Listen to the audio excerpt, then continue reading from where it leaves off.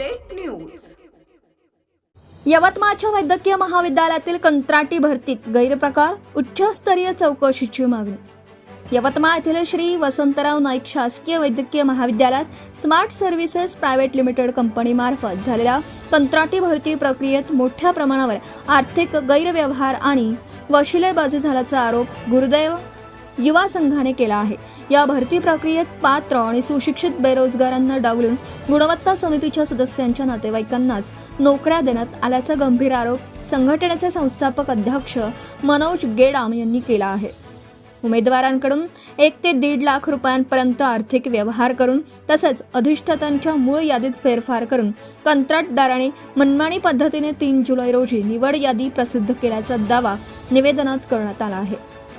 ही संपूर्ण भरती प्रक्रिया रद्द करून याची उच्चस्तरीय चौकशी करावी, अन्यथा मुख्यमंत्री व वैद्यकीय शिक्षण मंत्र्यांकडे तक्रार करून तीव्र आंदोलन छेडण्यात येईल असा इशारा गुरुदैव युवा संघाने जिल्हाधिकाऱ्यांना दिलेल्या निवेदनाद्वारे दिला आहे। मुख्य संपादक सय्यद मतीन। यवतमाळ जनतेला गुरुदेवचा शासकीय नमस्कार।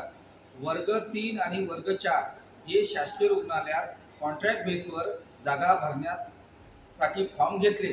यामध्ये पारदर्शकता नव्हती। अधिष्ठाता यांनी कोणतीच जाहिरात काढली नाही आणि यामध्ये दंडगट्टे जे श्रीमंत लोक आहे 106 लोकांची यादी लावली आहे। या अनेक महिन्यापासून आमचा पाठपुरावा सुरू होता। यासाठी जिल्हा अधिकारी यांनी स्थगिती दिली होती, परंतु अधिष्ठाता यांनी 106 लोकांची यादी लावून यामध्ये पारदर्शकता दाखवली नाही आहे आणि यामध्ये 100% माहितीनुसार 2.5 लाख 3 लाख असे नागरिकांकडून जे फॉर्म आले आपण घेतल्या जाते आणि यामध्ये असं आहे का ज्याला काहीच त्याचा अनुभव नसतानाही जे खरे असे गरीब लोक आहे यांना खरंच नोकरीची गरज आहे अशा व्यक्तीला नोकरी दिली नाही आणि त्यामुळे पारदर्शकता याच्यात आहे नाही। साथी जिल्हा अधिकारी वैद्यकीय मंत्री आम्ही यांना निवेदन दिलं आहे, यामध्ये पारदर्शकता असली पाहिजे का यवतमाळ जिल्ह्यामध्ये एवढी बेरोजगारी आहे, काम नाही मिळत जनतेला आणि त्यानंतरही यामध्ये जो भ्रष्टाचार झाला आहे यामध्ये 4 लोकांची समिती आहे। यामध्ये अशोक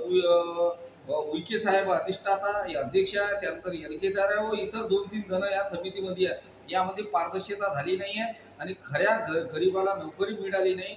यासाठी आता आम्ही हायकोर्टला कंबर कसली आहे, तरी खऱ्या ज्याला खरंच नोकरीची गरज आहे त्यांना नोकरी मिळत नाही तरी आम्ही चेन घेणार नाही आणि अधिष्ठाता यांच्यावर कठोर कारवाई करण्यात यावी। आणि ह्यामध्ये असं यादीमध्ये आमच्याजवळ जे यादी आली आहे यामध्ये यवतमाळ जिल्ह्यातले म्हणजे जिल्ह्यातले लोक नाही आहे, काही पुसद जिल्ह्यातल्या व इतर जिल्ह्यातले लोक आहे।